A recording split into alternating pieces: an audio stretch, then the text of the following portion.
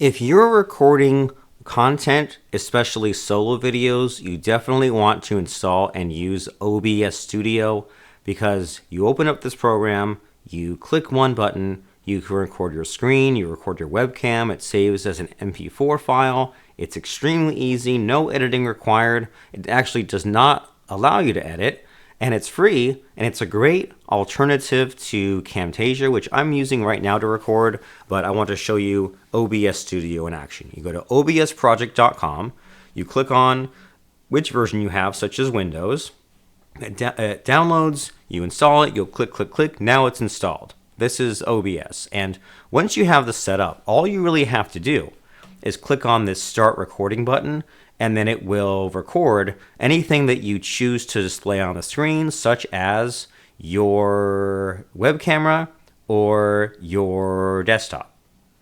And once you have OBS Studio installed, what you do first is go to Settings, then say Hide OBS Windows from Screen Capture. So right now I'm going to, if I check this, it would hide all this and it wouldn't show up on the recording. Actually, I just now recorded a whole OBS tutorial and I checked this and nothing I did showed up on the Camtasia recording. But it's important that you check this. That way when you record your OBS videos, it won't show OBS itself on your recording.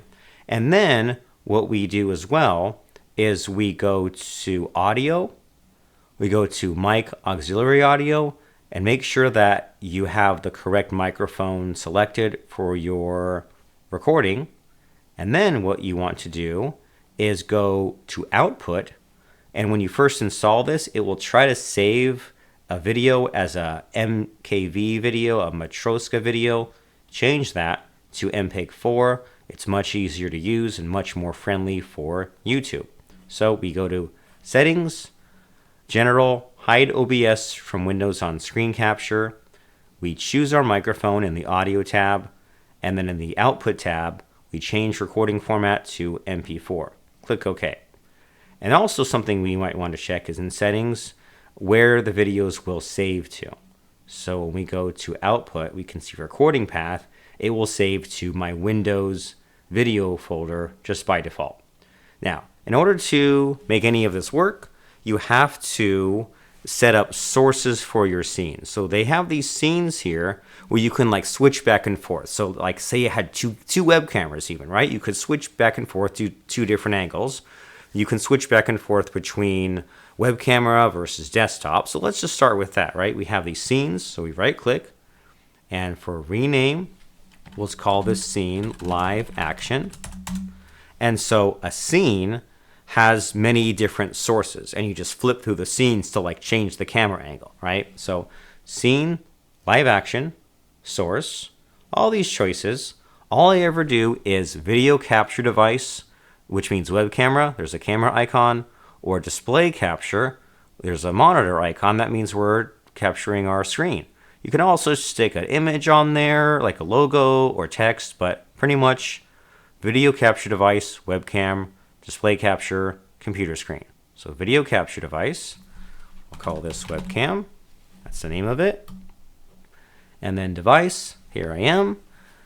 We might have some additional choices. We'll just do the normal device. I click on configure video, and click on,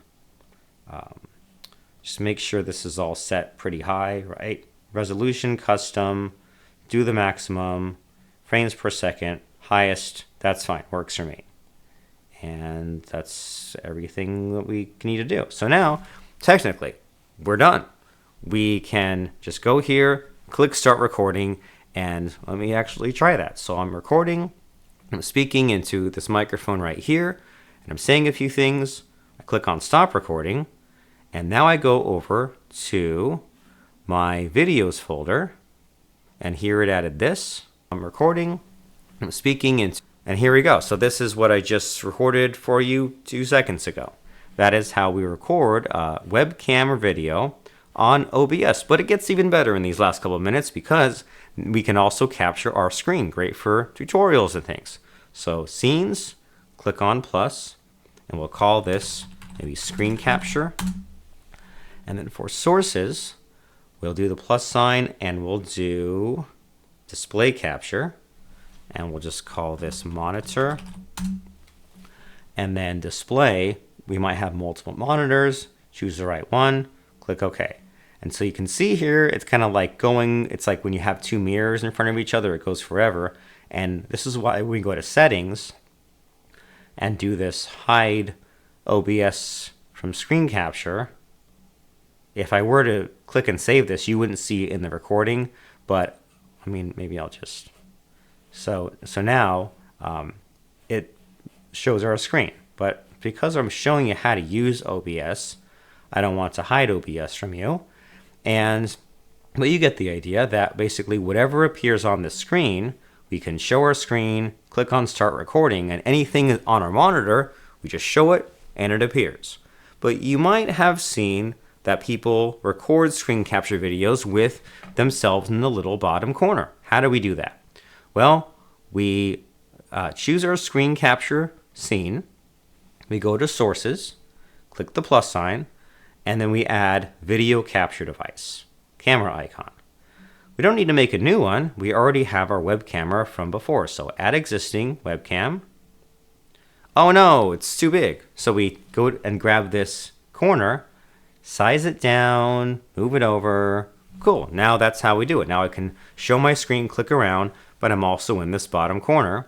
And if I don't like how much space it takes up, I can hover over the side, hold down the Alt key, and kind of just like crop it somewhat and get my head to where I want it. So there we go.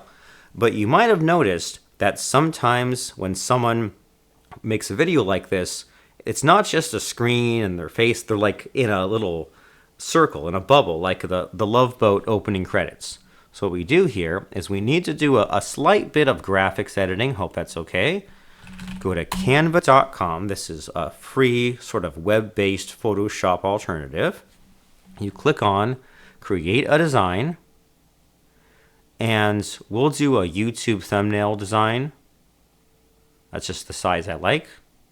So if you don't see that, just search YouTube thumbnail. We make a new Canva page here. And what we want to do is do a black background, white circle in the middle. Click on Elements, Shapes. It's pink, so we change this to black. We touch it to the sides. We lock it. Now it's a black background. And then on Shapes again, we try to find somewhere in here a circle. So add the circle. Change it from pink to white. And then just kind of make it take up the whole area, and then try to center it as best we can. So we have a black background and a white circle. Click on Share, Download, PNG. And then wherever that downloaded to was our Downloads folder. I'll just rename this. I'll call this Circle Filter. Oh no. Okay. And then I'll move this over into my C drive. Like, it's important to move this somewhere where you won't change the file, you won't delete it, because it needs to stay where it is. So we save this, just black backgrounds, white circle in front of it. That's what that is. And then we go back to OBS. We add another new scene. So click on the plus sign, and we'll call this one Circle Filter.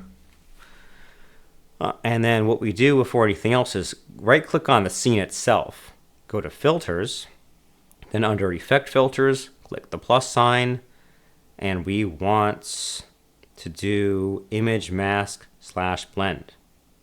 We'll call this Circle. And then under Path, click Browse, and then find where we save that Circle Filter. And then this color and that being white, this just basically means that wherever, and you can choose any color, but this by default says that wherever there's white in the image we gave it, that will count as like transparent. That part will be see-through.